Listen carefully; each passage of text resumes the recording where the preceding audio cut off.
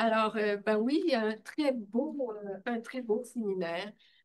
L'expérience sensible creusait d'une éducation aux politiques. Point d'interrogation. Ben voilà, juste un petit mot sur le séminaire parce qu'il va être explicité plus tard. Ce séminaire, il a pour objet d'interroger le lien entre le sensible et le politique en éducation à l'environnement d'un point de vue théorique et pratique. Alors, quel rôle accorder au sensible dans la perspective d'une éducation aux politiques? Quelle stratégie pédagogique concevoir et mobiliser pour développer ce lien en éducation formelle et non formelle auprès de divers publics. Alors, Aurélie Zoigne est avec nous à distance. Bonjour, Aurélie. On a Bonjour. la chance de se parler un peu plus souvent parce qu'on est en train de préparer un numéro thématique de la revue Éducation relative à l'environnement sur la question des médias. Médias, et c'est tout à fait contemporain. Alors donc, là, on se retrouve à distance pour ce séminaire. Alors, Aurélie m'a proposé de vous présenter les participants et ensuite, elle va prendre, disons, la coordination. Là, elle va expliquer comment va se dérouler le séminaire. D'abord, Aurélie, qu'on voit à distance, elle est maîtresse de conférences en sciences de l'éducation et de la formation au LIRDEF. C'est le laboratoire interdisciplinaire de recherche en didactique, éducation et formation, et à la faculté des sciences de l'Université de Montpellier. Elle est aussi chercheuse associée et membre du comité de direction du Centraire. Et Mélanie Champoux, qui est professeure en éducation relative à l'environnement à l'UQAM et doctorante en éducation aussi à l'Université de Sherbrooke. Elle est chercheure régulière et membre également du comité de direction du Centraire et elle co-dirige avec moi la revue de recherche éducation relative à l'environnement. Alexandra Guité, candidate au doctorat en philosophie à l'Université de Montréal. Elle est professeure de philosophie au Cégep de Rosemont.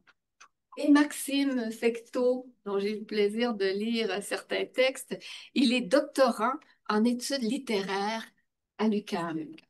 C'est ça. Alors, Aurélie, tu prends le relais? Oui, OK, merci. c'est bon. Julie. Donc, bonjour, bonjour à toutes et tous.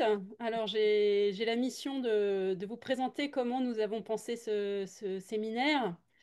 Alors, vous voyez à l'écran nos bobines, parce que c'est comme ça que nous avons travaillé. Alors, à distance nécessairement, du fait de l'Atlantique, mais à distance aussi à l'intérieur du Québec. Donc on s'est rencontrés plusieurs fois. Donc quand on a commencé à réfléchir à cette question, quel rôle accorder aux sensibles dans la perspective d'une éducation politique, et puis aussi quelle stratégie pédagogique concevoir et mobiliser pour développer cette éducation. Alors, au départ, on a commencé par se dire, on va tout mettre dans un texte où on va, voilà, mettre un petit peu les éléments théoriques sur le sensible, le politique, etc. Et puis on s'est vite rendu compte qu'on était, alors on est quatre universitaires, hein, donc de formations extrêmement différentes, et qu'on ne voyait pas forcément les choses de la même façon. Et on s'est dit que c'était plutôt une force.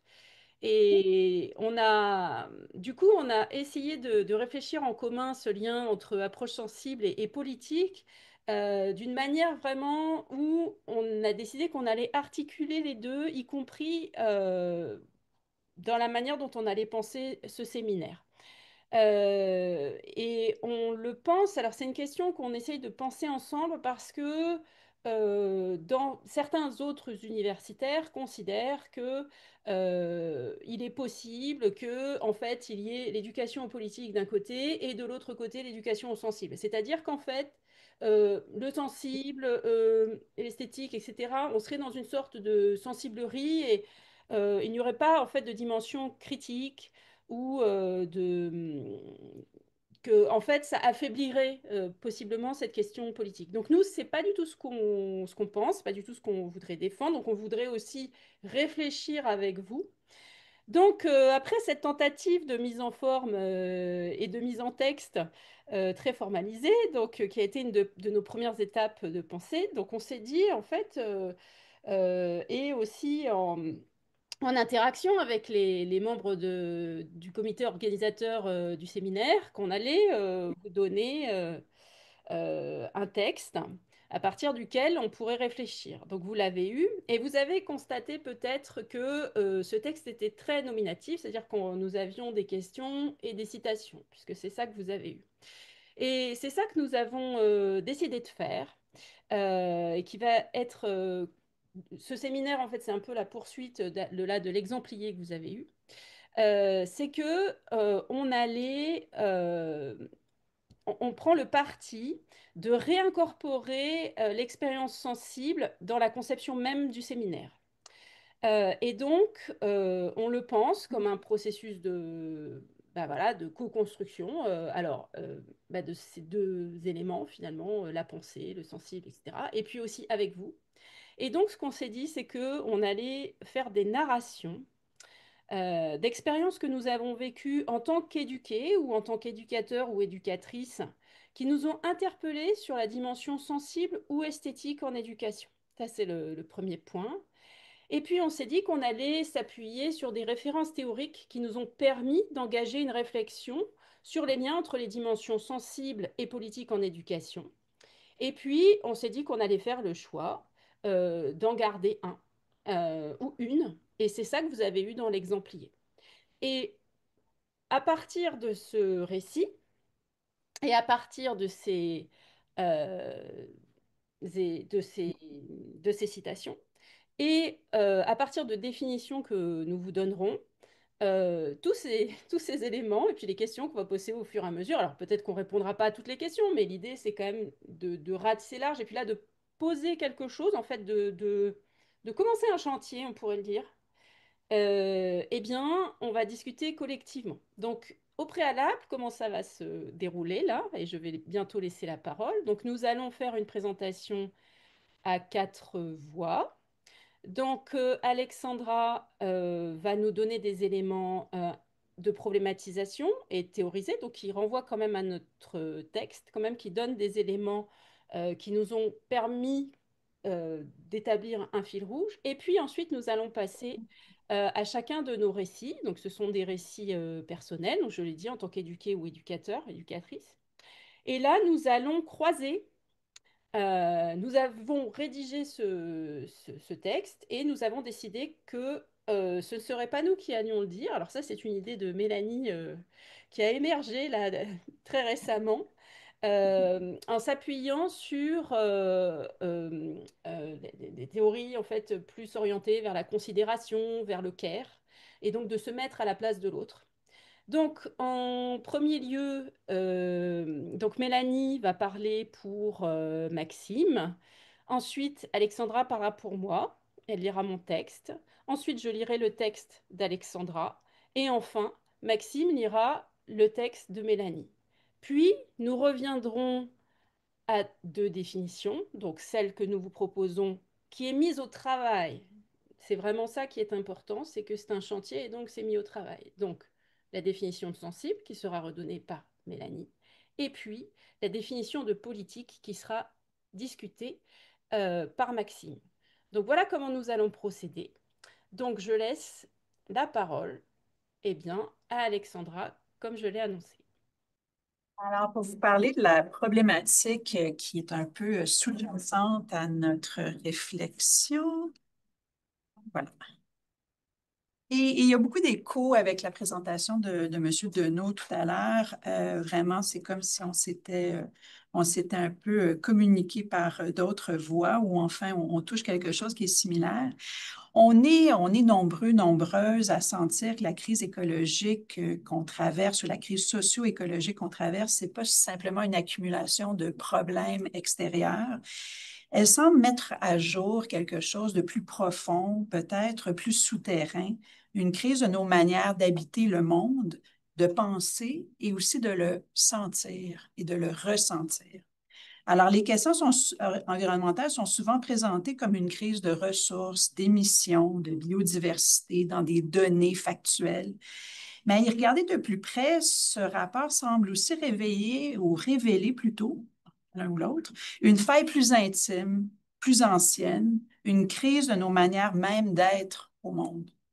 Alors, des féministes comme l'écoféministe d'origine australienne Val Plumwood, qui nous interpelle particulièrement, Mélanie va en parler aussi, ont proposé d'y voir le symptôme de vieille délimitation, de vieux partage, séparation, dualisme qui structure encore nos manières de savoir et aussi d'agir, encore ce couple dont on a parlé tout à l'heure.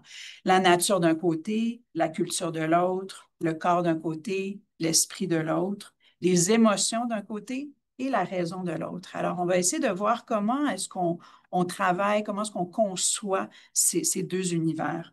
Et l'humain et le non-humain. Donc, ce qui nous intéresse particulièrement, c'est de voir comment dans ces séparations ont organisé même notre rapport au réel, au vivant, à l'autre, humain et non-humain, souvent au prix d'une position de maîtrise, voire d'exploitation. M. Deneau en a abondamment parlé dans ses ouvrages, mais aussi de manière plus subtile, une position d'observateur neutre, d'organisateur. Mais aujourd'hui, des voix nombreuses issues de l'écoféminisme, de l'anthropologie, du pragmatisme ou des cosmologies autochtones nous invitent à interroger ces partages, mais aussi les présupposés qui s'en dégagent. Des auteurs font partie de notre corpus commun qu'on a tissé dans les dernières semaines. On peut penser à Bruno Latour, à Tim Ingold, nous rappellent que la réalité pourrait être pensée autrement. Donc, c'est un appel à réfléchir autrement. Non seulement la réalité comme une collection d'objets extérieurs ou un décor inerte, mais comme un tissu d'interdépendance, un enchevêtrement de cohabitation entre humains et non-humains. Donc, ça soulève un fourmillement de questions interreliées. Si nos catégories de pensée sont aussi en jeu, qu'en est-il de nos manières de percevoir le monde? Et c'est vraiment ce qui nous interpelle, c'est cette notion du sensible aujourd'hui. Comment nos manières de percevoir et de sentir, comment est-ce qu'on prête attention au monde qui nous entoure? Comment est-ce qu'on est affecté ou non? La question d'être pas affecté aussi nous intéresse particulièrement, par les êtres et les milieux que nous partageons sur Terre. Comment est-ce qu'on accède à ces relations et on développe une capacité de prêter davantage attention et à répondre au monde? Alors, plusieurs voix, comme David Abraham, Hartmut Rosa, Rachel Carson, Robin Wall-Kimmerer ou Baptiste Morisot ont cherché à ouvrir cet espace du sensible, non pas, comme le dit Aurélie tout à l'heure, au sens d'une simple sensibilité esthétique, mais comme une capacité aussi d'être en résonance, à rentrer en contact, à éprouver de la gratitude ou de l'émerveillement face à ce qui nous entoure. Alors, on va explorer aujourd'hui en évoquant des scientifiques, des femmes scientifiques comme Kimmerer ou la biologiste Barbara McClintock. Le savoir naît, qui nous disent que le savoir, en fait, il naît d'une relation.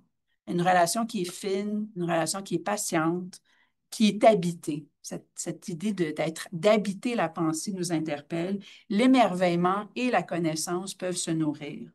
Alors, peut-être que c'est là qu'on veut s'interroger ou la réflexion qu'on vous propose aujourd'hui, dans le sens que peut-être que quelque chose de politique au sens large habite ces questions, dans la manière dont on élabore ou non nos attachements ou aussi nos engagements au monde. Alors, dès lors, l'éducation ne se pose pas seulement comme une transmission de savoir sur une crise ou avec des données, on s'interroge à comment l'éducation peut être un espace possible où des capacités de perception, de sensibilité, de relation, la notion de relation entrecoupe beaucoup de nos réflexions, peuvent être nourries, ravivées, interrogées. Et on peut non seulement apprendre ce n'est pas simplement d'apprendre quoi penser, mais comment habiter autrement les questions que la situation écologique nous adresse. Et c'est peut-être là qu'émerge une véritable question éducative, mais aussi politique.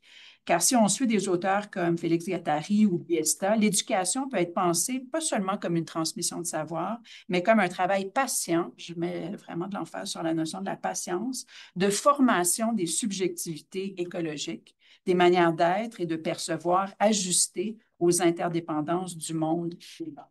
C'est à partir de ce fil conducteur, avec quelques exemples théoriques que nous partageons, que nous avons alimentés dans les dernières semaines, philosophiques, sensibles, éducatifs, qu'on vous propose d'ouvrir la réflexion aujourd'hui. Alors, je laisse la parole à Mélanie. Merci, Alexandra. Alors, moi, comme on l'a dit, je vais narrer le récit de Maxime. Puis, en fait, une petite image ici choisie par Maxime avec une citation et une question que vous avez eue dans l'exemplier. Puis, je voudrais aussi introduire et présenter les autres protagonistes de notre séminaire qui sont Verge d'Or et Aster de Nouvelle-Angleterre.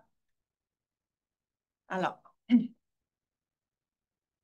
lors des portes ouvertes de ma future école secondaire en 6e année du primaire, une scène particulière s'est gravée dans ma mémoire. Dans le laboratoire de sciences, on nous présentait le cours d'écologie de première secondaire. Au centre de la pièce, on avait installé à la vue de tous un porcelet disséqué, nous promettant des activités palpitantes pour découvrir l'écologie. Mais la promesse ne s'est jamais concrétisée, les dissections ont été retirées du programme. De mon cours d'écologie, il ne me reste que des souvenirs épars, une graine plantée, des observations au microscope et la voix de l'enseignante expliquant la photosynthèse. Ces souvenirs me sont revenus alors que je réfléchissais à l'absence du sensible dans l'éducation relative à l'environnement que j'ai reçue.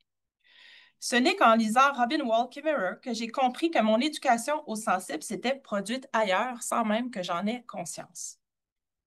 Dans son livre « Tresser les herbes sacrées, sagesse ancestrale, science et enseignement des plantes », Kimmerer raconte comment les fraises sauvages ont façonné sa relation au monde vivant. Elle décrit ses moments d'enfance où, allongée dans l'herbe, elle observait les fraises mûrir. Elle dit « Chaque petite baie sauvage n'était guère plus grosse qu'une goutte de pluie, parsemée de graines sous sa couronne de feuilles. » Alors, cette intimité avec les fraises a créé chez elle une première conscience écologique, une relation empreinte de gratitude et d'émerveillement. Même 50 ans plus tard, écrit-elle, trouver des fraises sauvages l'émeut toujours. Vraiment, pour moi, il ne fallait pas. Cette histoire résonne avec mes propres souvenirs. Contrairement au cours d'écologie, je me souviens vivement du terrain de camping de mon enfance où, à quelques kilomètres de marche, s'étendait un immense champ de bleuets sauvages. Chaque été, j'attendais impatiemment leur apparition. Nous montions avec nos contenants, passions des heures à les cueillir, goûtant les plus mûrs sur place. Je me questionnais sur leur présence. Pourquoi ici et pas ailleurs? Comment s'était-il établi dans ce champ, mais aussi dans mon imagination, au point où l'envie de bleuets était devenue aussi essentielle que les guimauves de feu de camp? Cette curiosité naturelle, cette façon sensible d'approcher le monde vivant, Kimmerer l'a elle aussi portée jusqu'à l'université. Lorsque son conseiller d'admission lui demande pourquoi elle veut étudier la botanique, elle répond avec enthousiasme qu'elle souhaite comprendre pourquoi les astères et les verges d'or sont si beaux ensemble. La réponse est cinglante. Mademoiselle Watt, je dois vous dire que ceci n'est pas de la science. Ce n'est pas du tout le genre de choses dont les botanistes se préoccupent. Il lui conseille alors de s'inscrire plutôt à la faculté des arts. Cette rebuffade illustre la tension entre deux façons de connaître le monde. L'une scientifique, qui sépare, mesure et objective, l'autre sensible, qui relie, ressent et s'émerveille. Pourtant, Kimmerer démontre que ces approches ne sont pas incompatibles. À travers l'exemple même des astères et des verges d'or, elle révèle comment la beauté peut être à la fois une expérience sensible et un phénomène scientifiquement significatif. Ces fleurs, explique-t-elle, apparaissent ensemble dans les champs de septembre, créant un spectacle saisissant de pourpre et d'or. Cette combinaison n'est pas qu'un hasard esthétique, elle trouve son explication tant dans la perception humaine que dans l'écologie. Nos yeux sont particulièrement sensibles à ces deux couleurs complémentaires, grâce à des cellules spécialisées dans notre rétine. Plus fascinant encore, les abeilles partagent cette sensibilité. Pour elles aussi, l'association des verges d'or et des astères crée un signal visuel puissant. Cette beauté partagée entre espèces n'est pas qu'ornementale, elle est fonctionnelle, relationnelle. Ensemble, ces fleurs attirent plus de pollinisateurs que séparément, créant une relation mutuellement bénéfique que nous percevons comme de la beauté. Cette compréhension contraste fortement avec l'approche par dissection que j'ai rencontrée dans mon éducation scientifique. Là où la dissection isole et démembre pour comprendre, l'observation des relations entre les astères et les verges d'or révèle comment la vie se tisse dans la connexion. La beauté devient alors un indice des relations vitales qui unissent les êtres vivants, une porte d'entrée vers la compréhension écologique. C'est Kimmerer qui m'a fait comprendre que dans mes expériences de jeunesse, ces journées passées à cueillir des bleuets, à m'émerveiller de leur présence, résidaient les germes d'une conscience écologique différente.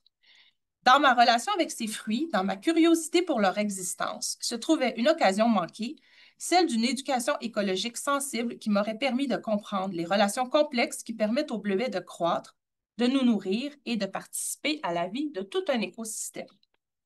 Comme l'écrit Kimmerer, la science nous a entraînés à séparer, à distinguer la perception de la réalité physique, à atomiser la complexité en ses plus petites composantes. Mais elle suggère une autre voie où science et sensibilité se complètent. Nous voyons le monde plus pleinement quand nous utilisons les deux, dit-elle. Cette synthèse représente peut-être l'avenir de l'éducation environnementale, une approche qui non seulement honore la précision scientifique et notre capacité d'émerveillement, mais qui reconnaît aussi que notre sensibilité à la beauté peut être une forme de connaissance écologique, partagée avec d'autres êtres vivants. Dans cette perspective, la beauté n'est pas une distraction subjective de la vraie science, mais un fil conducteur qui nous guide vers la compréhension des relations qui tissent le vivant. Cette vision intégrée ouvre des possibilités pour repenser l'éducation environnementale. Plutôt que d'isoler les phénomènes pour les disséquer, elle invite à les appréhender dans leur contexte relationnel. L'enfant qui goûte le bleuet sauvage n'apprend pas seulement la botanique d'un fruit, mais s'initie à tout un réseau d'interconnexions. Le sol acide qui le nourrit, les pollinisateurs qui l'ont fécondé, les oiseaux qui dispersent ses graines et les traditions humaines qui célèbrent sa récolte. Je réalise maintenant que le goût des bleuets porte en lui une dualité qui a marqué mon rapport au vivant. Dans mon enfance, c'était d'abord cette saveur vive qui explosait dans ma bouche et me poussait à en cueillir toujours davantage, les doigts teintés de bleu-violet.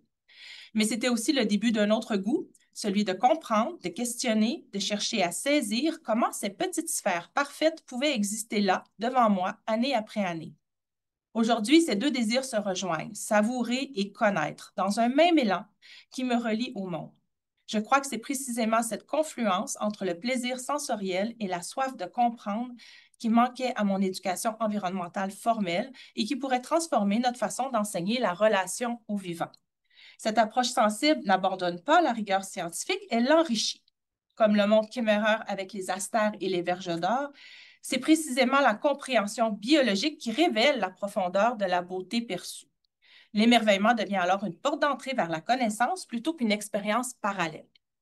Le défi pour les éducateurs contemporains réside peut-être dans cette réconciliation. Comment cultiver à la fois la précision analytique nécessaire à la compréhension des écosystèmes et la capacité d'émerveillement qui nourrit l'engagement écologique?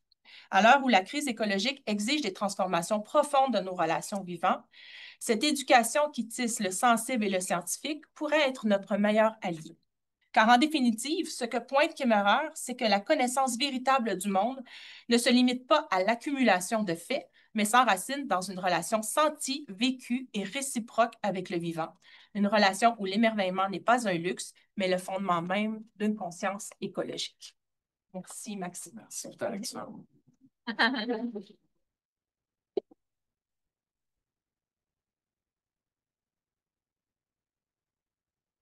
Je vais vous lire maintenant le texte d'Aurélie.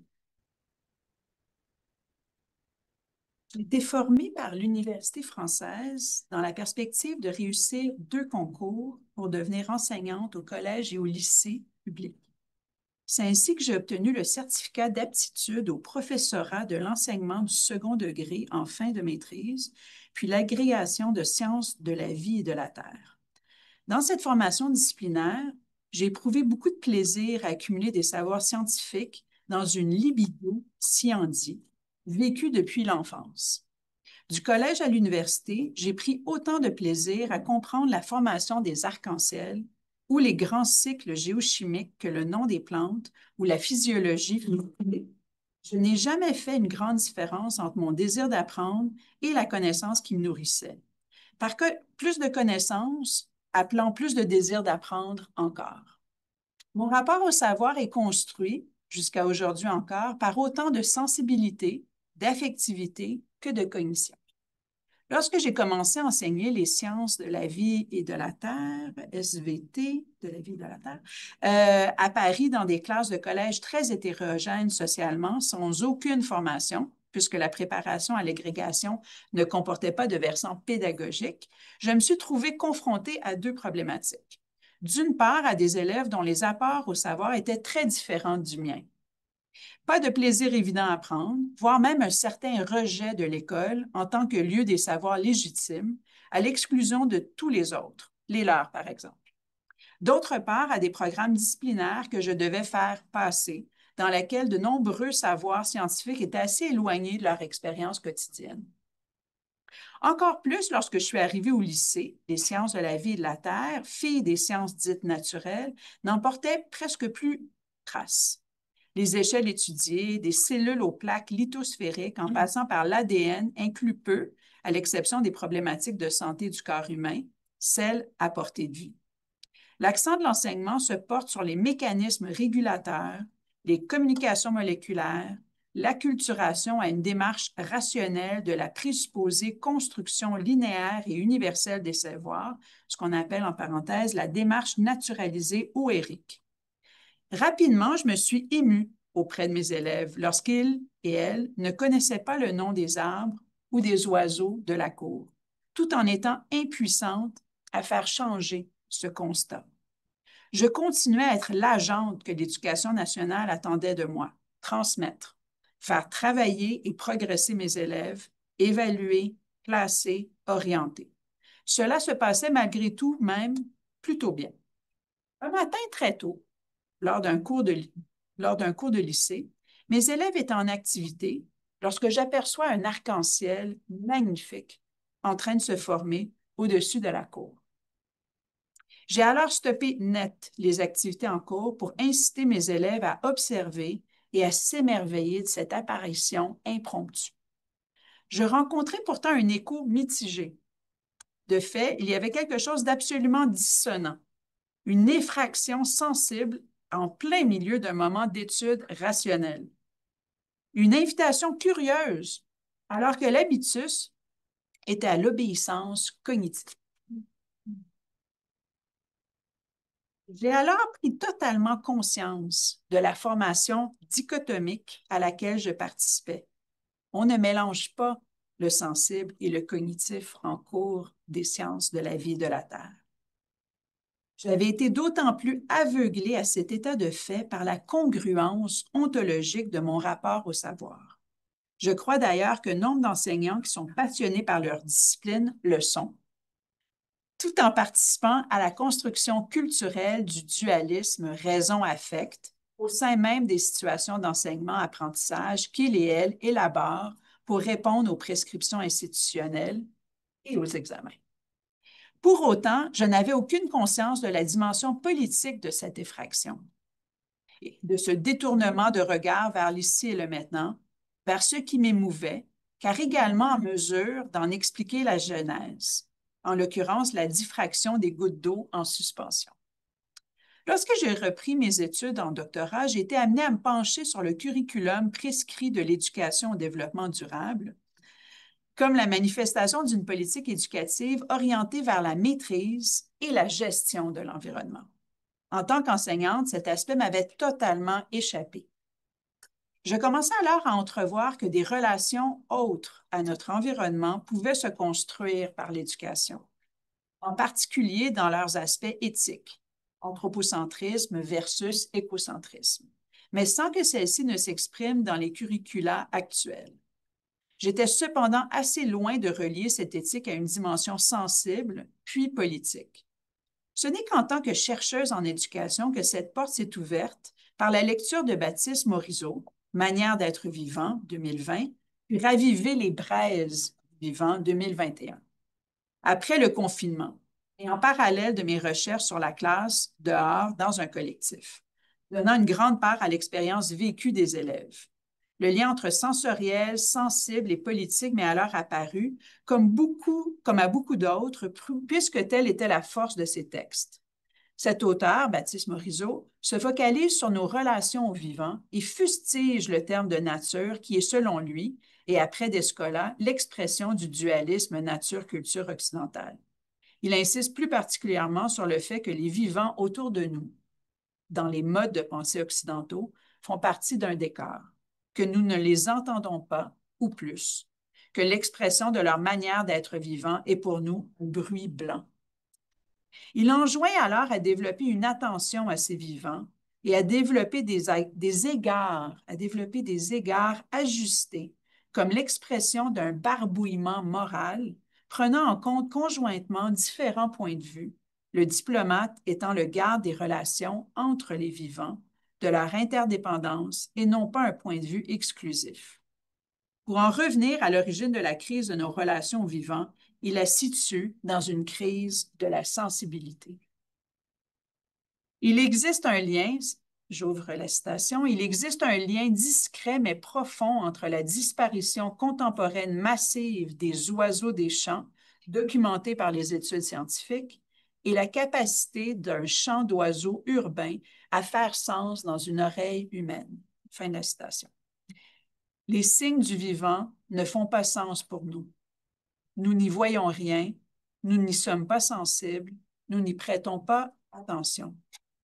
Or, les seuils de sensibilité constituent la frontière entre le tolérable et l'intolérable. Faire attention aux vivants est donc un enjeu pour que nos rapports actuels deviennent intolérables. C'est ainsi qu'ils entrent en politique. De même, il y a un lien entre ces rapports désensibilisés aux sauvages et la part perceptive et émotive en nous, souvent reléguée aux sauvages et donc exclue. Il y aurait une homologie entre la manière dont nous laissons le vivant s'exprimer intérieurement et extérieurement.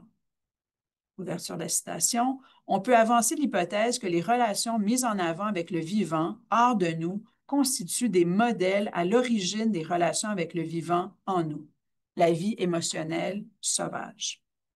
Il s'agirait de faire vivre la part sauvage en soi sans chercher à la dominer. Dès lors, faire entrer les perceptions et les émotions en éducation, autrement dit une part sensible, participerait à une déstabilisation de nos relations au vivant, instituée par la modernité.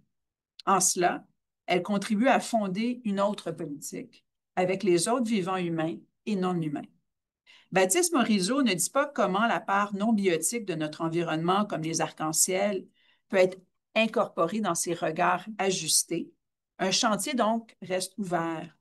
Mais il est raisonnable de penser que le développement d'une attention à ce qui nous entoure, par les sens et les émotions, puisse y être transposé. Mes recherches actuelles s'ancrent en tout cas sur les rapports aux vivants construits à l'école à travers une expérimentation donnant une grande place aux perceptions et aux émotions ressenties par les élèves. Alors, si Aurélie ici décrit sa pratique enseignante, je vais passer maintenant la parole à Aurélie qui va aussi nous raconter une scène de mon enfance où la rencontre entre savoir scientifique et le vécu sensible ouvre une brèche dans un cadre normatif d'enseignement qui permet peut-être de sentir la tension entre le savoir, l'émotion, puis le rapport aussi à l'autre. Alors, Aurélie. Merci Alexandra. Je te lis. Je devais avoir 10 ou 11 ans. Nous étions en classe d'histoire dans un lycée français de Montréal. Et notre professeure, Madame Pelos, évoquait la chute du mur de Berlin. Ce jour-là, elle s'est mise à crier, littéralement. Une forme d'indignation face à ce qu'elle percevait comme notre indifférence. Elle parlait avec passion, colère presque, disant que nous ne comprenions rien, que nous ne mesurions pas l'importance de ce moment historique. Je me souviens avoir été profondément troublée, non pas par l'événement lui-même, que je percevais, malgré mon jeune âge, comme grave, complexe, marquant, mais par ce sentiment d'injustice. je ne me sentais pas indifférente. C'est comme si elle nous avait condamnés à l'indifférence avant même de nous permettre de ressentir quoi que ce soit. Ce que j'ai vécu ce jour-là, je crois que ce moment a marqué une forme de fracture. Un événement historique porteur d'émotions collectives aurait pu ouvrir à une expérience commune, incarnée, sensible, mais il s'est refermé sur un mur pédagogique. Le cri de la professeure, bien qu'authentique, nous a assignés au silence, à la honte peut-être. Elle ne nous a pas invités à ressentir avec elle, ni à comprendre par le cœur et l'imagination. Elle nous a interpellés depuis une position de savoir blessé, mais sans créer le lien nécessaire pour que nous puissions y entrer. Je me demande aujourd'hui ce qu'il aurait fallu. Peut-être un récit, une lettre d'un enfant berlinois, une image, une pause pour nous demander ce que ça veut dire un mur qui tombe, un silence habité, un espace sensible. Ce que j'ai vécu ce jour-là, face à la colère de ma professeure d'histoire, c'est peut-être l'empreinte d'une pédagogie qui voulait éveiller la conscience, mais qui, en l'absence d'un espace sensible partagé, a produit l'effet inverse, celui d'une assignation, d'un mur affectif. Avec le recul, je comprends que ce cri n'était pas une invitation, mais une accusation. Loin de créer un lien avec l'événement historique, il a figé l'émotion dans une forme de posture professionnelle, professorale, figée dans la blessure. En italique, posture professorale figée dans la blessure. J'étais prête à ressentir, mais je n'étais pas reconnue dans cette disposition. Ce souvenir m'habite encore parce qu'il cristallise un écueil pédagogique profond, celui de croire que l'émotion juste peut être imposée ou que l'absence apparente d'émotion chez l'autre relève d'une forme de trahison morale. Or, comme l'écrivait Val Plumwood dans ses travaux écoféministes, certaines formes d'indifférence qu'elle nomme sado-impassibilité sont bien des refus actifs, une posture volontariste face au monde. Elle parle d'une voluntary deadening of response, un refus d'être touché, souvent masculinisé et valorisé dans les formes dominantes de rationalité occidentale. Mais ce n'était pas mon cas. Ce n'était pas le cas de mes camarades non plus, je crois. Ce que je ressens aujourd'hui, c'est le besoin d'une autre posture éducative, qui refuse cette sado-impassibilité sans pour autant reproduire sa violence par une pédagogie du reproche. Une posture qui, plutôt que de désigner le vide chez l'autre, en appelle à sa capacité à être touché, à s'engager depuis ce qu'il ou elle est en train de devenir. Une posture profondément liée au care, à ce souci de l'autre qui ne dénigre pas, qui ne force pas, mais qui soutient l'éveil d'un rapport vivant et digne au monde. Il me semble que la réponse éducative ne peut être la performance de la souffrance ou de l'indignation, aussi justifiée soit-elle. Plutôt, elle peut être l'art de créer les conditions d'un attachement, d'un soin partagé de ce qui compte. Non pas crier la valeur d'un événement, mais la faire sentir, l'incarner. S'approcher du sensible, c'est refuser de poser un diagnostic hâtif sur l'autre. C'est reconnaître que l'émotion ne se commande pas, qu'elle se cultive dans un espace de confiance, de dignité et de coprésence. Là où certains voient l'indifférence, il faut apprendre à voir parfois la pudeur, la distance protectrice ou simplement un seuil encore à franchir. Dans une époque marquée à la fois par l'émotion spectacle et par la saturation affective, il devient crucial de réhabiliter une forme d'attention fine et lente. Une pédagogie du tact, comme dirait Johanna Haynes. Cela implique de faire face à la possibilité d'être touché sans être dominé, ému sans être écrasé, impliqué sans être manipulé. Éduquer aux politiques à partir du sensible, ce n'est pas viser une émotion particulière, ni imposer une réaction juste. C'est créer les conditions d'un lien vivant avec le monde, avec les autres, avec soi. Cela demande de la retenue, du soin et une confiance radicale dans la capacité de l'autre à entrer, à son rythme, dans une histoire commune. C'est à cette condition que l'expérience devient creusée, un lieu où l'on ne forge pas des opinions, mais où l'on façonne des attachements. Je vais donc maintenant passer la parole à Mélanie qui va lire le texte de Maxime, notre dernier texte. Et je dois dire que ça ne laisse pas indifférent de dire et d'entendre ces textes à haute voix. Merci Aurélie. Le dernier, mais non le moindre, le texte de Mélanie. J'ai débuté mon parcours doctoral en 2021. Je venais de vivre 16 années en contact étroit avec le sol et sa myriade de cohabitants. Au pied du mont Mégantic, aux confins de l'Estrie, j'ai cultivé un petit lopin de terre d'une superficie de 2 acres. Je l'ai fait en cherchant à être le plus possible à l'écoute du lieu, de ce qu'il abritait, soignait, exigeait, exhalait. Le contact intime avec l'humus, la pierre, le sable, les lombrics, les coléoptères, les limaces, les bourdons, le soleil, le vent, le vol des oies et celui des chauves-souris. Tout ça et tellement plus encore a façonné peu à peu l'être humain que je suis devenu. Je me suis territorialisé, je me suis enchevêtré à un réseau de relations composé de vies aux différences incommensurables. Saison après saison, j'ai commencé à percevoir la beauté de plus en plus souvent, dans des endroits de plus en plus variés. J'ai pris conscience de mieux en mieux que ma capacité à percevoir la beauté me procurait un sentiment de joie et de gratitude fort semblable à ce que l'on pourrait associer à l'amour. S'agissait-il d'éros, de philia ou d'agapé? Un peu de tout cela, peut-être, je ne sais pas. Ce que je sais cependant, c'est que cet affect puissant que j'ai ressenti à plus d'une occasion en cultivant mon jardin s'accompagne d'un désir d'union, de communion, pour faire advenir un monde plus désirable.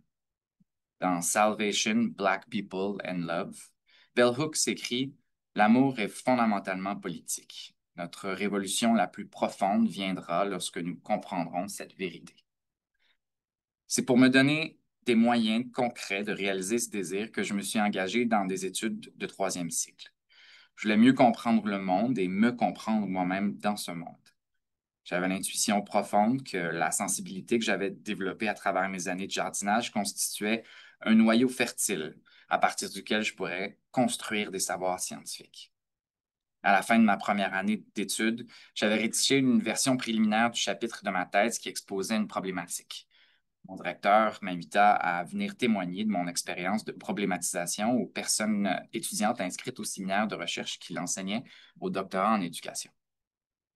Cet exercice m'a amené à réfléchir à ce que j'avais vécu au cours de cette première année d'études doctorales, ce qui m'avait étonné, enchanté, dérangé, choqué, troublé.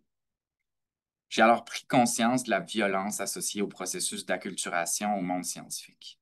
J'étais arrivé à l'université porté par une énergie subjective avec laquelle je comptais me présenter, faire des rencontres, nouer des liens, nourrir des relations épistémiques.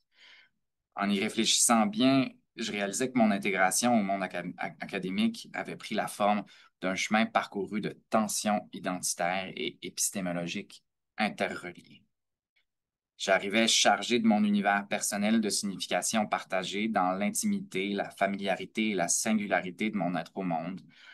Je devais désormais construire des significations partagées par les membres de la communauté scientifique.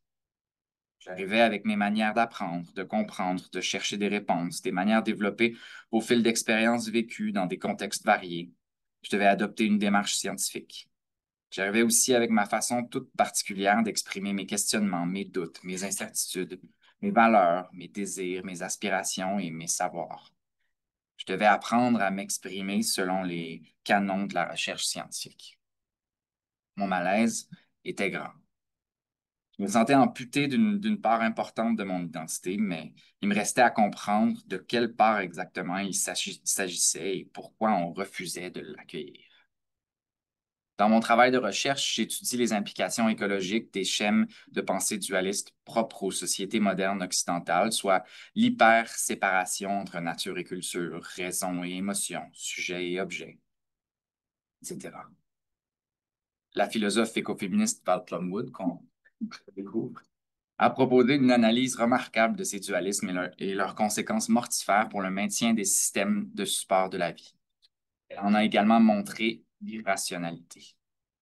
Pour l'anthropologue Arturo Escobar, ce n'est pas l'existence des dualismes qui pose problème en soi, c'est plutôt la hiérarchisation de leurs pôles. En effet, dans un dualisme, un des deux pôles est toujours considéré comme supérieur à l'autre, donnant ainsi lieu à des dynamiques sociétales basées sur des rapports de domination et d'exploitation. Toujours selon Escobar, un dualisme, je le cite, consiste à envisager la nouveauté émergente comme si elle était amputée de ce dont elle émerge. C'est en fait une citation d'Eduardo Conde. Après m'être immergé dans une littérature foisonnante de pensée écologique contemporaine, portée par des perspectives décoloniales et écoféministes, j'en suis venu à émettre l'hypothèse qu'une partie importante de la violence ontologique que j'avais ressentie était liée au manque de reconnaissance et de valorisation des savoirs sensibles dans le monde académique.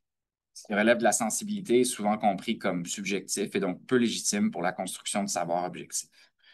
Par ailleurs, la sensibilité est souvent délégitimée comme mode d'expérience au monde pour penser la société.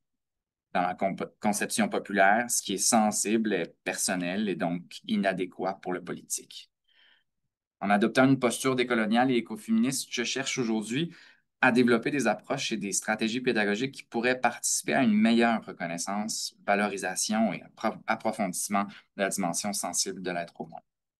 Je repense à toutes les heures délicieuses passées au jardin, agenouillées sur le sol frais, humide et granuleux, à me concentrer sur la douce caresse du vent dans mes cheveux, sur la beauté de la lumière changeante au gré des heures et des passages nuageux, sur toutes ces beautés qui m'ont maintes fois aidé à poursuivre mon travail malgré parfois les courbatures, les doigts et les orteils gelés.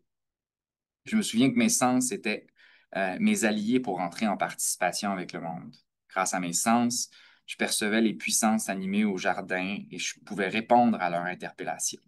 Le souvenir du corps me rappelle que pour Merleau-Ponty, dont les travaux sur la phénoménologie de la perception ont été repris par l'anthropologue David Abram, toute perception est participation.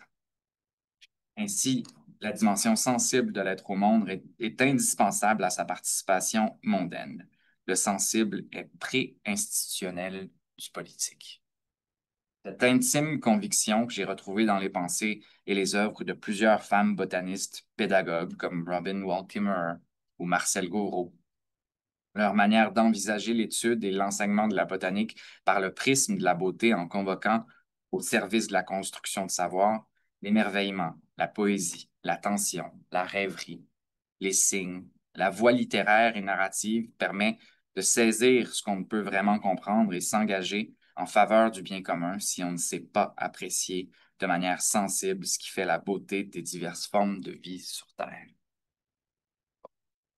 Mettons quelques concepts en jeu un peu au niveau des définitions qu'on vous propose, mais qu'on va avoir un espace de réflexion par la suite pour les problématiser ou les questionner. Alors, une définition qu'on voulait vous proposer du sensible, en partie, vient du dictionnaire philosophique de Comte-Sponville, où il décrit, puis en fait, il y a une espèce d'auto-référentiel là-dedans. Il nous dit que ce qui est sensible est doué de sensibilité et est perçu par les sens.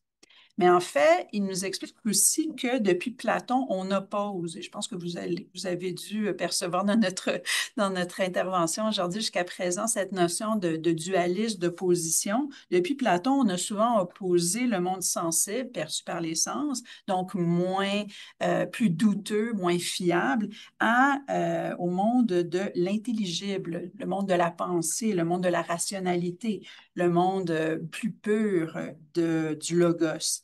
Et c'est, même Comte-Sponville nous dit, on pourrait essayer de prendre une approche qui serait plus aristotélicienne. Je pense que M. Deneau l'a mentionné tout à l'heure, Aristote aussi, où on essaierait d'être dans une union des deux. Et je pense que c'est quelque chose qui pourrait peut-être réfléchir, qui nous amener à réfléchir.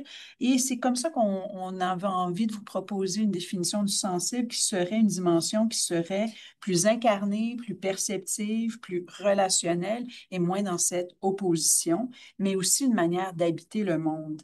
Parce que, d'après ce que nous avons un peu tissé ensemble, avant même de savoir, avant même de penser, il y a un besoin d'être touché aussi par le monde.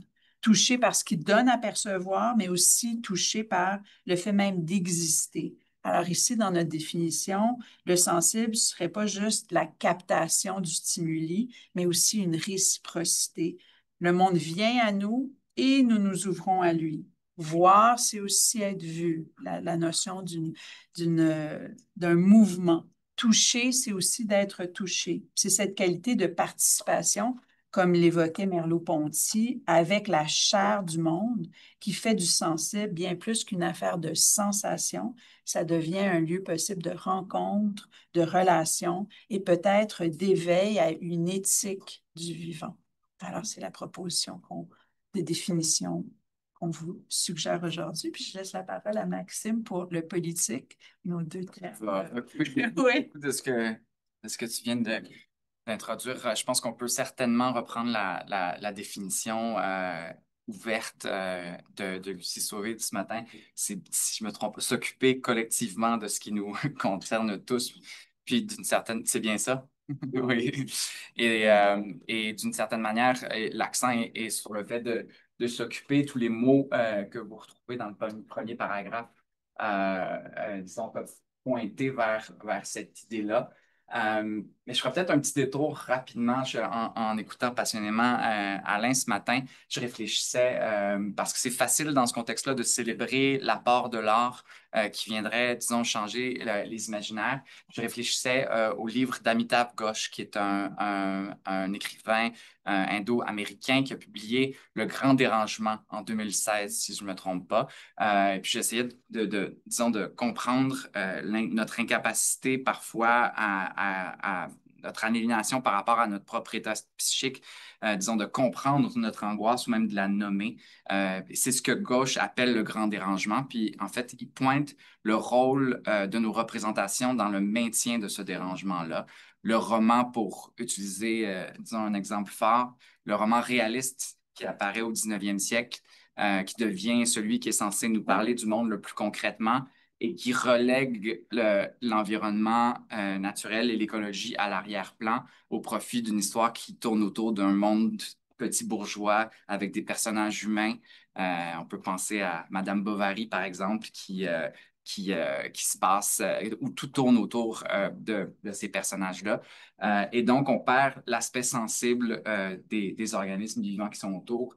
Je trouvais ça intéressant que si justement on réalise que toutes nos représentations aujourd'hui rejouent ce dérangement-là, notre capacité à introduire d'autres organismes vivants dans notre imaginaire écologique et politique, Rancière pense que l'art fait ça à travers sa contestation, disons, de faire entrer d'autres vies dans les romans. Et c'est un peu ce que, pour reprendre l'exemple de Madame Bovary, c'est ce qu'on a fait. C'était pas un personnage qui avait accès à la littérature avant cette époque-là. Donc, c'est aujourd'hui la question qu'on se pose, comment faire entrer les sans-parts, c'est le terme de Rancière, dans nos représentations. Parce que d'une certaine manière, la crise écologique a dû se produire dans l'esprit avant qu'elle ne se produise dans la réalité. Comment faire entrer les abeilles, les bleuets, les astères et les verges d'or dans leur expérience sensible, dans nos représentations et donc, au final, dans nos réflexions politiques. Alors, ce serait maintenant le temps d'ouvrir la discussion, j'espère. On a été un peu plus long qu'on pensait. 35 minutes, d'accord. Alors, je vais simplement remettre à l'écran donc les 4 questions. On les a rassemblées, les 4 questions qu'on a évoquées au cours de la présentation. Vous pouvez choisir des éléments de réponse, des pistes. Vous pouvez aussi choisir de poser différentes questions ou juste de réagir à ce qu'on a évoqué ensemble. Alors, je vais les lire à haute voix pour qu'on prenne un temps pour se les réapproprier. Donc, quelle est la relation entre le corps sensible et la conscience écologique? Pour éduquer aux politiques, faut-il distinguer le savoir abstrait et la connaissance sensible? Peut-être que tu pourras éventuellement nous guider sur où tu as trouvé ces associations-là. Je pense que c'est théoriquement fondé. Oui. Quel lien peut-on tisser entre les deux dimensions, sensible et politique, en éducation? En quoi l'introduction du sensible en éducation contribue-t-elle à une éducation politique? Ici, éduquer aux sensibles, donc à la perception, à l'émotion, à l'attention, étaient déjà des manières de faire de l'éducation politique. Qu'est-ce que cela viendrait questionner dans nos conceptions habituelles de ce que signifie une éducation politique? Quelles possibilités cela pourrait ouvrir? Et enfin, quelles stratégies pédagogiques pouvons-nous mobiliser de manière à mieux reconnaître, valoriser et approfondir la dimension sensible de l'être au monde en contexte d'éducation formelle et non formelle auprès de différents publics? Quels sont les défis et les leviers? Merci beaucoup de votre attention, surtout. Parler longuement. Merci beaucoup. Large programme, mais on peut entrer n'importe où. Excuse.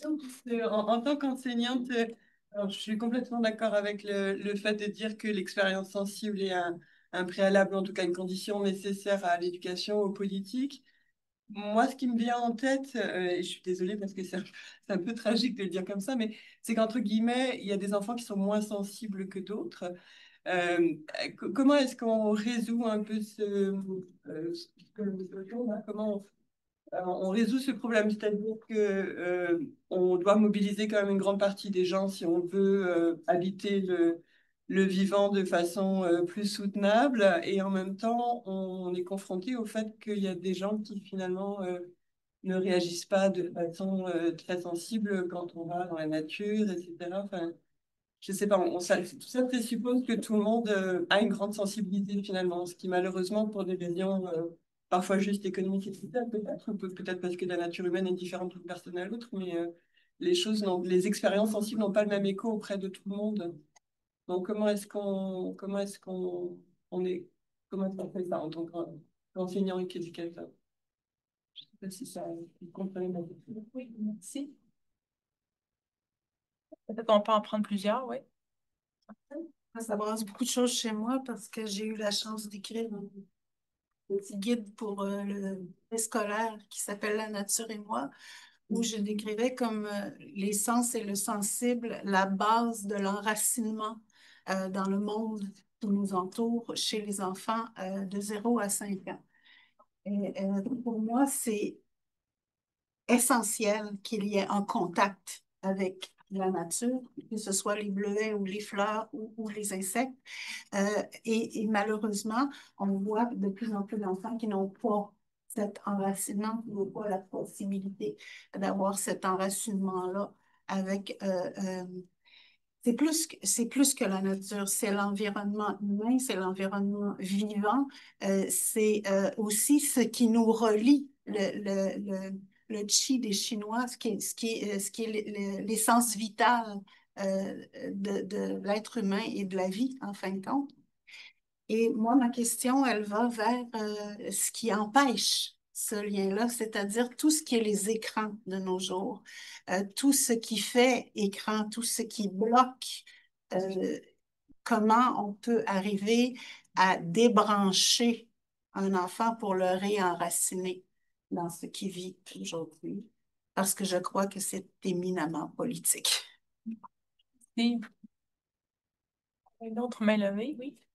C'est plus une réaction. En fait, ça bout dans ma tête. Mais en vous écoutant toutes les quatre, en fait, ce qui m'est venu en tête, c'est que j'avais comme un espèce de choc parce que je revenais comme en arrière dans ma propre vie. Lorsque le service d'animation de vie spirituelle et d'engagement communautaire a été créé en 2003, après la réforme de 99. Et je pense que l'ensemble de ce service-là qui a été malmené et qui aujourd'hui a changé de nom pour un nom qui est certainement pas mieux que l'ancien, mais euh, enseignait ces deux dimensions-là, l'engagement communautaire, mais par le politique, donc par le fait qu'on vive ensemble et qu'on doive trouver des manières de vivre ensemble, d'être touché, donc de s'engager. Et la dimension au vivant, c'est le sens. Donc, quel est mon rôle sur Terre? Puis, qu'est-ce que je fais avec tout ça? Et une fois qu'on est sensibilisé et touché, ben, nécessairement, on s'engage de plein de façons. Quand je vois comment cette thématique-là, qui en 2003 était quand même assez révolutionnaire, a été maltraitée par le réseau de l'éducation même, ben, je pense qu'il faut qu'on continue à réfléchir parce qu'en effet, c'est qu'on a posé des bases qui étaient pertinentes, qui étaient sensées, qui étaient hautement éducatives, mais on les a rejetées collectivement. C'est ma réaction.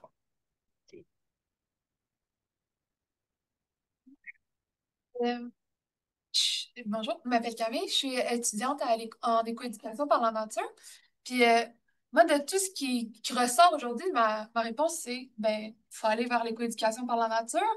Mais ça, c'est comme un biais de qui je suis de mon éducation. Puis si on revient à la définition de la sensibilité, la définition du Robert dit que c'est réagir de façon adéquate aux modifications d'un milieu. Ben, comment on peut réagir adéquatement si on n'a pas accès à ce milieu-là? D'où vient ma réponse? Ben, l'écoéducation par la nature. Si on la connaît pas, notre nature, comment on peut apprendre à s'adapter à elle, à réagir, à la comprendre? Donc, ça amène le concept de déficit nature qui peut être extrapolé sur déficit communautaire, relationnel, émotionnel. Donc, ma réponse, ça serait comme explorer l'écoéducation par la nature. Intervention en ligne? Oui, bonjour tout le monde. Merci beaucoup pour ces partages. C'est vraiment super la façon dont vous avez procédé. Je crois que c'est vraiment en adéquation avec la thématique. Alors moi, je serais curieuse, pour les gens qui me connaissent, vous ne serez pas surpris de ma question, de vous entendre davantage sur le corps sensible. Moi, je suis étudiante au doctorat en éducation relative à l'environnement, puis je suis également éducatrice somatique. Donc, le corps sensible, c'est ma spécialité. Je travaille sur le corps, puis en fait, on dirait que je ne l'ai pas tant perçu dans tout ce que j'ai entendu. Donc, je serais vraiment curieuse de vous entendre sur qu'est-ce que, qu'est-ce que vous, dans vos expériences, qu'est-ce que le corps sensible? J'ai l'impression qu'il y a beaucoup de mots, on parle beaucoup de symbolisme, d'affect, mais qu'est-ce que le corps a à nous dire dans ce qu'il est, sans nécessairement les mots, ben, dans l'expérience du corps, l'expérience kinesthésique, dans le mouvement, qui n'est pas juste les sens. Donc, voilà, merci. Julie, Nadine? Merci beaucoup pour cette perspective. C'est vraiment intéressant pour moi. Ce que vous apportez là est très, très nouveau pour moi. La façon habituelle de faire science, de parler science, c'est vraiment très personnifié. C'est vraiment une entrée sensible que j'apprécie beaucoup.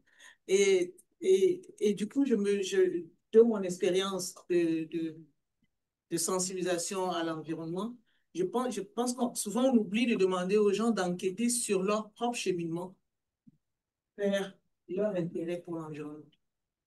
Quand je dis bien enquêter, je dis vraiment enquêter parce que souvent les gens se disent j'y suis parce que, mais quand on lui demande de réfléchir vraiment comment ça s'est construit, il y a une base sensible très importante. Souvent, c'est oublié parce que ça ne se fait pas de le dire ou on n'a même pas pensé de le faire.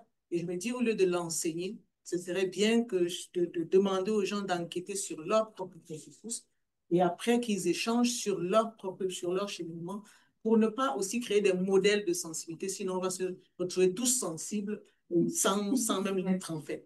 Donc, c'est un peu ce que je proposerais comme méthode pédagogique.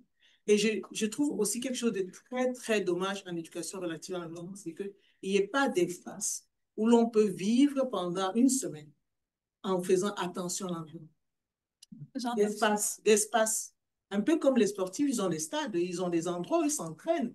Moi, je me dis que quand on soigne l'environnement et être attentif à l'environnement, c'est une expérience réelle. Et cette expérience réelle, où est-ce que ça se passe?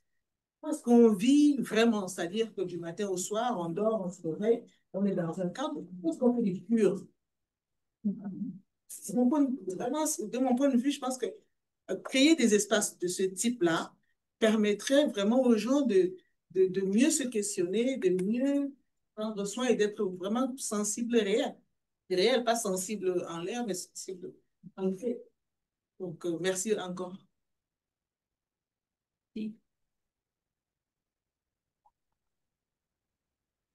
Oui, En fait, je voulais revenir sur une séance de cours qu'on a eue, nous, la semaine dernière. Isabelle était là, puis Erika était là, puis c'est un cours sur les humanités environnementales. Puis il y avait un étudiant qui venait de faire une synthèse critique du premier chapitre de Val Plumwood sur une critique écologique de la raison, puis dans lequel elle appelle à développer une rationalité ancrée dans l'émotion, d'une certaine manière. Puis on discutait là-dessus. Puis un constat qu'on avait, puis ça m'a frappé à ce moment-là, c'est pour ça que j'en parle de cette situation-là, c'est qu'on tentait de réhabiliter, en fait, justement, dans notre échange, le rôle de l'émotion dans l'apprentissage, dans l'engagement politique et tout ça. Mais tout de suite, qu'est-ce qu'on disait? Ben, l'émotion nous amène à mieux penser. C'est une forme de libido, oui. Ça nous amène à investiguer, puis là, à comprendre mieux ensuite. Tu sais, puis on passe, on dirait qu'on a la difficulté à sortir des dualismes, même pour exprimer le rôle important de l'émotion. Alors qu'en y repensant, tu dis, OK, bon, d'accord, tu sais, je vis de la colère, de l'angoisse, peu importe ce que c'est. Puis, et de là, tu sais, ça m'amènerait peut-être à aller essayer de rencontrer d'autres personnes ou essayer de fouiller un peu plus dans. Puis, tu sais, donc, d'élargir un peu c'est ça, notre regard sur les différentes manières d'essayer d'appréhender, de comprendre, de saisir dans le sensible et Mais c'est ça, ça fait qu'on était, tout ça pour dire qu'on était comme un peu bloqués dans notre même raisonnement, dans ces dualismes-là. Puis c'est peut-être, ça évoque, j'ai noté là, le texte que tu nous as proposé, le grand dérangement. Je me dis, il y a peut-être des éléments de réponse dans ce texte-là que j'ai pas lu. Voilà, que je voulais partager.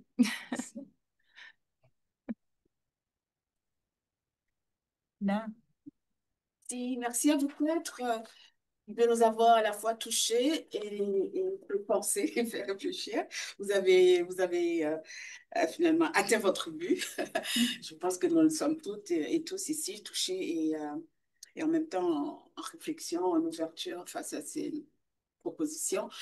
J'aimerais savoir, à travers l'oralité, le fait de lire le texte d'un autre, et à travers l'oralité, une conteuse nous disait l'importance de l'oralité pour faire passer le savoir par le corps, justement. Julie est revenue là-dessus, en disant, donc le corps est en action. Et nous avons dans l'académie l'habitude de lire l'autre, mais en silence. Et là, vous avez dû lire l'autre, mais en prêtant votre corps, littéralement, à la voix de l'autre, aux mots de l'autre, etc. Donc, j'aimerais savoir comment est-ce que vous l'avez vécu, ce processus-là.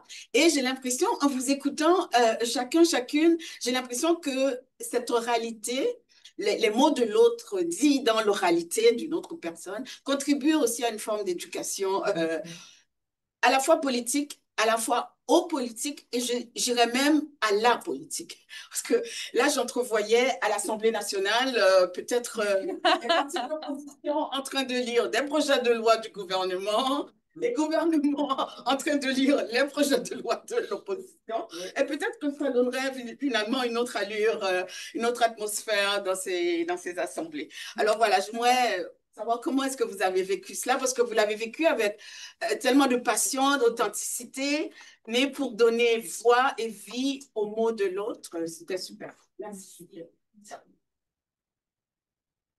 Un cahier plein de réflexions. Oui, Sylvie. Professeur à l'école de travail social ici à l'UQAM. Merci à tout le monde, devant, derrière, dans le milieu, etc.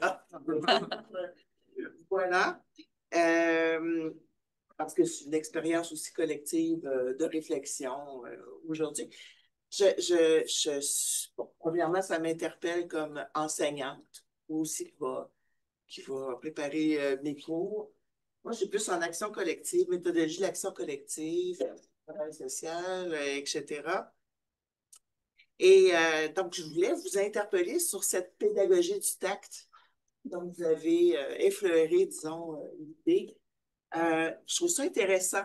Puis en même temps, je me dis, ce n'est pas une panacée non plus. Il y a un acte pouvoir en enseignant et en utilisant certaines techniques ou principes Et sans faire l'apologie de il ne faut que réfléchir, être rationnel, sans sensibilité en enseignement, il y a quand même une responsabilité à utiliser une pédagogie du tact ou en tout cas une pédagogie euh, au sensible. Euh, En travail social, je vous donne un exemple. Euh, des personnes qui voudraient, par exemple, à la maîtrise, développer un projet d'intervention sociale auprès d'hommes violents, OK? Dans des relations conjugales, alors que la personne étudiante est elle-même sous le coup de la justice pour agression sexuelle, etc. Il y a une distance par rapport au sujet qui est nécessaire euh, pour, euh, euh, pour justement réfléchir et donc l'implication émotive ou sensible, les affects par rapport au sujet n'est pas à dénigrer et il faut le prendre en compte aussi. Alors, il y a comme un paradoxe, une tension aussi entre oui, cet affect à travailler, mais dans quelles conditions? Alors, ma question, c'était davantage quels sont les prérequis, les habilités, justement, pour pratiquer à bon escient ou de façon juste cette pédagogie du tact. Ben, c'est parce qu'ils ont parlé de pédagogie du tact, là, il y avait une autrice qui... Voilà. Si. Wow. Par contre, on commence. Il reste 15 minutes. Merci beaucoup. Je ne peux pas répondre à tout. Alors, juste ce que je veux, ce que je me faisais comme réflexion dans ce que j'ai entendu, c'est le lien entre sens et sensible, mais sens, donner du sens. Voilà, je me disais ça. Donner du sens. Ça m'était pas autant apparu que. Non, c'est peut-être idiot, mais il y a quelque chose là qui a émergé des échanges, il me semble. S'orienter, quoi. Voilà, le sensible. En fait, on le renvoie à quelque chose d'un peu intime, et là, en fait, il y a quelque chose qui est, voilà, s'orienter, voilà, de donner un sens. Euh, sur la dimension corporelle, oui, on n'en a pas parlé. En fait, j'ai l'impression que c'était un peu une sorte d'implicite, mais je laisse mes camarades répondre plus de manière plus développée. Alors évidemment, sur l'éducation par la nature, bah, ça répond à l'implication du corps sensible et puis bah, ce dont vous avez parlé là, vivre pendant une semaine dans un endroit ou bien alors aller régulièrement dans un endroit proche, voilà, faire la classe dehors, ça contribue aussi à cette motricité, à cet éveil des sens. Et puis aussi à toutes ces expériences en fait qu'on va pouvoir ensuite ramener en classe et donc dans cet aller-retour entre le dehors, le dedans et aussi ben, finalement entre ce qu'on peut ressentir dehors, ce qu'on peut sentir, ce qu'on peut percevoir et comment ensuite on va donner du sens justement à tout ce qu'on a pu voir et partager ensemble, expérimenter ensemble. Et puis enfin, je voulais réagir à ce que Gina, tu as dit. Je trouve que cette piste aussi de l'oralité me paraît extrêmement heuristique.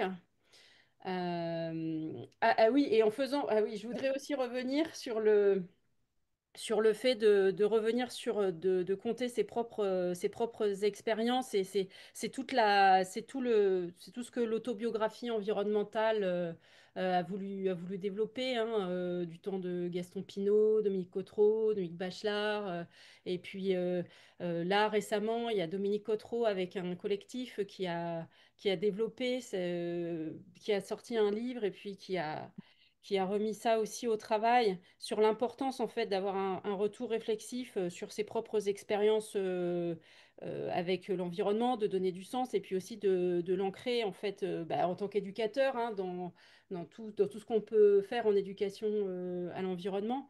Et donc, oui, la part d'oralité, je trouve que peut-être c'est ça qui est vraiment intéressant peut-être dans ce qu'on a fait et qui ouvre peut-être alors un fenestron, hein, soyons modestes, mais quand même une perspective, voilà, prendre les mots de l'autre. En plus, on est un peu à la limite, peut-être de l'art, peut-être aussi peut-être du théâtre, j'en sais rien.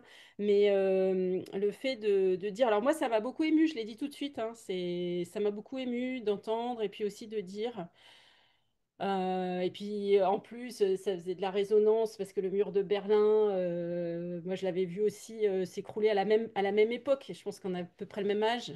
Et c'était une expérience extrêmement saisissante, surtout quand on faisait de l'allemand et qu'on était en France, quoi. Voilà, il y avait quelque chose comme ça qui s'ouvrait. Voilà, bon, bref. Et donc, je pense qu'on est touché. Profondément en fait. Et puis ce que j'ai trouvé intéressant dans cette expérience, c'est vraiment ce mélange entre le fait d'être touché, le fait d'apprendre de l'autre, de reconnaître l'autre et de partager des connaissances. Et tout ça, ça s'est mêlé et je pense que ça donne justement du sens, c'est le cas de le dire.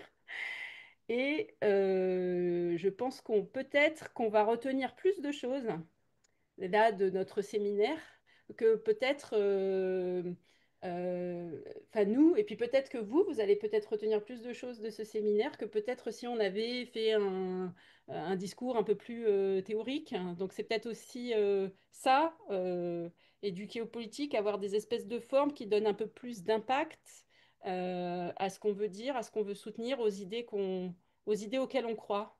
Voilà, je vous laisse la parole pour compléter ou pour dire si vous n'êtes pas d'accord. Voilà. Et donc, je vais me taire. Juste pour une information, hein, merci de faire référence au dernier livre de Dominique Cottereau qui s'intitule Habiter le monde au fil de soi. C'est tellement un beau titre, publié chez l'Harmattan tout récemment. Donc, cette stratégie, entre guillemets, ou cette pratique de l'auto-éco-biographie écologique ou environnementale. Alors oui, c'est à lire absolument. Mais ça, peut-être donner la parole à Alexandra par rapport à la question sur le corps, la place du corps, puis peut-être Julie, tu pourrais renchérir. J'ai vu rapidement Julie Drouin, que tu as posé la question, puis après tu as écrit on a toujours un corps sensible, peu importe où on est, là, en fait, c'est ça. Et puis, moi, dans mon récit, il y avait cette idée aussi d'avoir expérimenté les sensations physiques, mon corps en mouvement et surtout, ça me fait penser à ce qui est endurable, pas endurable, on est-tu anesthésié ou pas.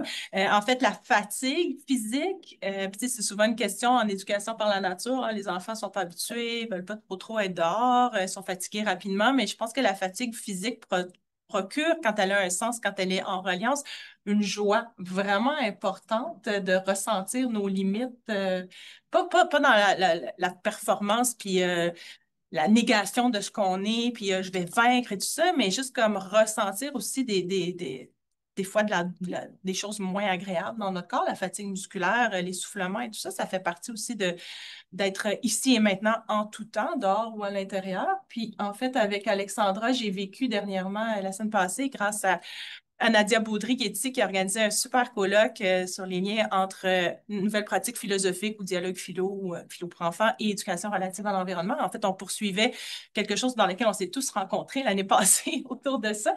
Et puis, avec Alexandra, on a animé une lectio divina, une lecture contemplative qui fait partie un peu comme de la boîte à outils des pédagogies contemplatives. Puis, mais ça, en fait, on a lu quelque chose qui était très charnel de Val Plumwood, hein, sur son expérience d'attaque par un crocodile qui a laissé finalement, qui a amené sa réflexion toute sur la question du dualisme entre corps et esprit, qui ne faisait pas partie de sa réflexion philosophique avant. Puis ben, c'est ça, peut-être juste parler de comment est-ce que tu le fais aussi en classe au cégep et tout ça pour nous interpeller sur notre ressenti corporel à travers une lecture. Parce qu'en fait, la notion, tu sais, je pense le mot en anglais, puis peut-être essayer de trouver une bonne traduction. Il parle de embodied, les pédagogies embodied. Je crois que le mot, à travers la présentation, on a parlé de notion d'incarnation, de présence à soi, à partir du corps. Et certainement, les expériences qu'on fait de Lectio Divina, ça fait partie des pédagogies contemplatives.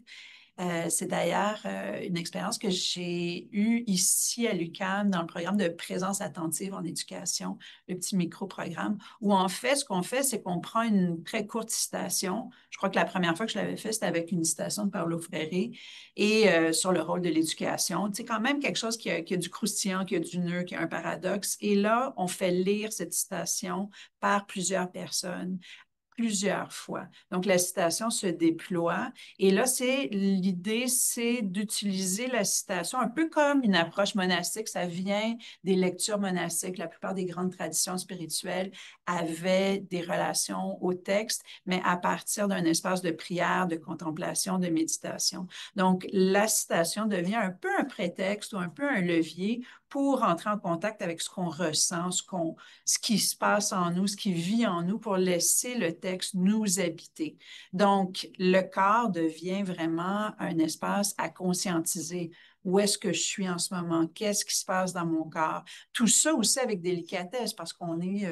par exemple, dans mon cas, moi, c'est des classes de formation générale au cégep. Je ne sais pas qu'est-ce qui se passe réellement. Alors, il y a une délicatesse, puis je reviens peut-être à la notion du tact aussi, cette délicatesse, cette notion éthique aussi de amener les gens à toucher peut-être des ondes qu'ils n'ont pas l'habitude, qu'ils et elles n'ont pas l'habitude de ressentir. Puis ça fait écho aussi à la première question, je pense, qui a été posée sur qu'est-ce qui se passe quand il n'y a pas d'écho.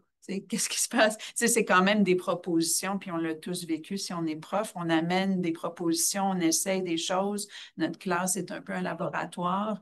On a des présupposés, on a des intuitions pédagogiques, on a des hypothèses, et des fois ça fonctionne, des fois ça ne fonctionne pas, des fois il y a des choses à ajuster. Mais je crois certainement que c'est des propositions. Enfin, si on a certaines convictions au niveau de l'importance du ressenti ou de l'importance de l'oralité, on en a parlé, mais d'être en relation aussi, puis d'entendre les voix des étudiants qui relisent une phrase, puis pour faire écho à ce que tu viens de dire, la phrase qu'on a fait lire au congrès à Québec, c'était où Val Plumwood, elle a été attaquée par un crocodile qui lui a fait 3 death rolls, et puis elle a réussi à sortir de là en s'agrippant avec de la boue, elle l'a regardé dans les yeux, elle a vécu une expérience profondément embodied, incarné. Et quand on lit ça, on n'est pas dans une théorisation abstraite. Mais on peut faire la même chose, je le fais en classe avec des citations de Descartes dans les méditations, où il y a du désarroi par rapport à la connaissance, il y a un bout de cire, on est au bord d'un feu, on ressent des choses, on réévalue nos connaissances. Et là, d'amener les étudiants et les étudiantes en relation avec ces textes-là, puis en relation avec cet auteur, cette autrice, et ça ouvre, et d'avoir, je répète, la notion d'avoir du temps aussi, d'avoir du temps pour déplier ça.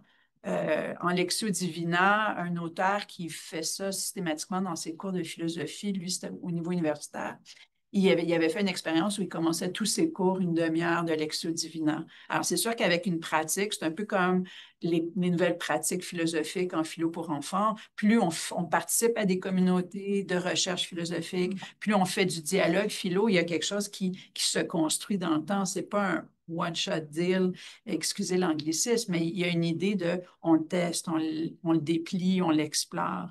Et lui, après une session de peut-être 12 semaines, il y a des résonances affectives qui aussi créent, en tout cas, il y a quelque chose peut-être à étudier dans ce cycle-là, c'est entre être touché, réfléchir plus profondément, avoir une relation, être intrigué. Vous avez parlé de rendre ça trippant. Moi, j'avais des étudiants qui me disaient, mais Descartes, c'était un vrai freak, ce gars-là. Il était vraiment weird. J'ai jamais eu ça si je faisais juste dire il est mort en 1650 à la cour de la reine Christine, etc. Voici son livre, machin, de l'histoire de la philo. Mais c'est comme, il était vraiment bizarre, madame, ce gars-là, puis je comprends pas pourquoi il disait ça, puis pourquoi il voulait tout remettre en question, puis pourquoi c'est important de tout remettre en question. Il y a tellement d'opportunités. Ça devient un humain, ça devient un gars étrange, peut-être comme, OK, je le connais pas. Puis là, c'est aussi ce qui est étrange, qui est étranger, qui se rapproche. C'est peut-être le contraire de l'aliénation, ça aussi, ça se rapproche. Ça ramène au déficit de l'environnement aussi. Si on peut le rapprocher, si on peut rentrer en contact avec, il y a peut-être quelque chose qui peut se modifier. Surtout que Descartes est devenu un peu un homme de paix par rapport au dualisme aujourd'hui. Plus. En plus. En disant que c'est la cause de tous nos maux. Ben, je peux peut-être continuer là-dessus parce que j'avais une idée par rapport au dualisme, justement, ça va beaucoup fait réfléchir la question. Il me semble qu'il y a un nœud ou même un point aveugle vraiment stimulant là-dedans parce que c'est tentant quand on voit l'hyper-rationalité, quand on en prend conscience de vouloir sortir des dualismes ou du moins peut-être d'aller à l'autre extrême. Le paradoxe, c'est que les mots prennent leur sens dans la distinction, c'est-à-dire qu'il y a un lien secret entre les deux, mais on les vit comme deux choses, deux expériences différentes. Et qu'en fait, c'est moins l'anti-dualisme qu'on devrait chercher à vivre aujourd'hui que le non-dualisme. La complexité. Oui, la complexité et qu'on n'est pas un, mais on n'est pas deux. C'est-à-dire qu'on vit en tant que deux. Moi, d'ailleurs, nous ça. regarde contre la fusion. Oui, c'est ça. C'est pas une fusion des deux éléments. On préserve la distinction, mais on reconnaît qu'on vit surtout ou de plus en plus d'un côté du pôle et qu'il s'agit de retrouver un équilibre. Je pense que si on vivait dans une société hyper sensible, là, on peut entendre la connotation psychologisante et chercher à pathologiser ça, un peu comme l'anxiété, ben, on ferait l'inverse aujourd'hui. On aurait fait l'inverse. On aurait tenté de revenir, de faire une présentation sur l'importance de la raison, de la systématisation. Finalement, les deux sont importants, puis c'est de trouver l'équilibre. Puis, la question de la distinction que j'essayais de faire, c'est tout nouveau là, pour moi, entre le savoir et la connaissance, deux mots qu'on utilise de manière interchangeable en général. C'est les travaux d'un neurologue britannique, neurologue psychiatre britannique qui s'appelle Ian McGilchrist. Il y a un excellent documentaire, malheureusement, juste en anglais, qui se trouve sur YouTube, qui s'appelle The Divided Brain. Il a revisité les théories sur les deux hémisphères du cerveau qui avaient été laissés de côté à partir des années 80-90, parce qu'on disait l'émotion est à droite, la raison est à gauche. C'est tout à fait faux. Et en fait, il reste qu'il y a une distinction entre les hémisphères et que c'est celle du rapport au monde. C'est-à-dire que l'émotion se produit partout dans le cerveau, la raison, le langage se produit partout, mais l'hémisphère gauche isole, systématise, coupe en partie pour mieux comprendre la mécanique. L'hémisphère droit relie et comprend la situation, le contexte, les subtilités, les nuances de ce qui nous rassemble finalement. Puis c'est un phénomène biologique. L'oiseau qui se promène doit pouvoir s'isoler pour aller chercher la petite graine et doit pouvoir comprendre qu'il y a un prédateur qui serait derrière et qui, d'un moment à l'autre, les deux hémisphères observent, mais d'une manière complètement, on pourrait dire, diamétralement opposée. Mais encore une fois, l'expérience, pour revenir au dualisme, elle est unifiée. On vit ces deux expériences-là à cœur de jour, en fait. Et donc, ce que je commence à essayer de distinguer, c'est le savoir qui serait hémisphère gauche, on isole, on dissèque. C'est important. Et l'hémisphère droit, c'est-à-dire on se relie, on comprend le contexte dans lequel les choses évoluent. Et ça, Le dernier mot à Aurélie. Oui, la Oui, merci. Je me rends compte que, alors sur savoir et connaissance, hein, il y a plein il y a plein de travaux en didactique des sciences aussi, hein, mais on en reparlera une autre fois. Voilà. On n'a pas répondu à une question qui était intéressante, hein, sur comment on fait avec les enfants qui sont pas sensibles et qui sont pas sensibilisés. Et puis alors on pense aussi souvent que c'est lié à l'exposition aux écrans. Alors je ne sais pas s'il y a forcément un lien, même si l'exposition aux écrans augmente forcément, mais ce que je me dis, c'est que c'est peut-être pas il n'y a pas forcément de lien de causalité, en tout cas. Mais oui, comment on fait avec des enfants qui sont peu sensibles? Eh bien, c'est notre travail d'éducateur, en fait, hein. En fait, c'est à nous de penser des situations d'enseignement-apprentissage ou bien des situations de médiation ou des situations qui amènent à développer cette sensibilité. Je pense que c'est un enjeu en fait de l'éducation relative à l'environnement et puis peut-être aussi de la didactique des sciences justement d'intégrer cette dimension sensible comme on le peut c'est exactement ce que tu as dit à la fin, enfin c'est Mélanie qui le disait, mais ce que tu as dit à la fin de ton texte, Et Maxime. en même temps, Alexandra, je m'excuse, Alexandra nous a mis en garde contre le fait de penser que les enfants ne sont pas sensibles, alors qu'il y a peut-être autre chose. Soit ils sont sensibles à autre chose que ce qu'on veut leur montrer. À leurs écrans, ils apparaissent très sensibles, selon moi. Peut-être aussi à la discrétion ou à des situations personnelles qui font qu'ils veulent, ils veulent refroidir la question. Mais Ouais, enfin, juste pour dire que je revenais à ce que Maxime disait comme défi, en fait, à la fin de son texte, qui était comment on incorpore, alors on n'a pas répondu à la question là, mais c'est tout à fait ça, quoi.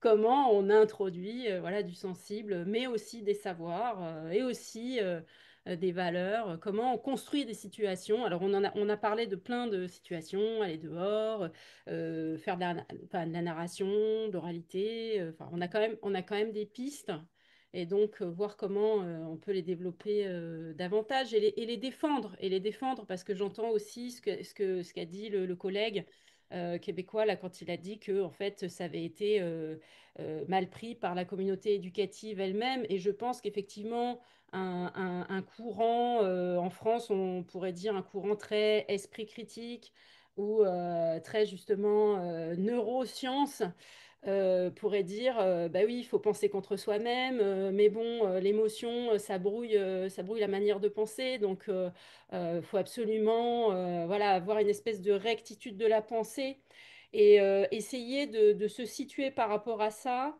De manière juste, c'est-à-dire sur un certain fil en disant non mais la rationalité on la met pas de côté mais justement on ne veut pas que du cognitif, que du rationnel et parce que sinon c'est quelque part voilà, ce développement de l'esprit critique là et du tout rationnel, c'est aussi de l'idéologie, quoi. Voilà. Oui, alors on se retrouve. Merci, merci, merci.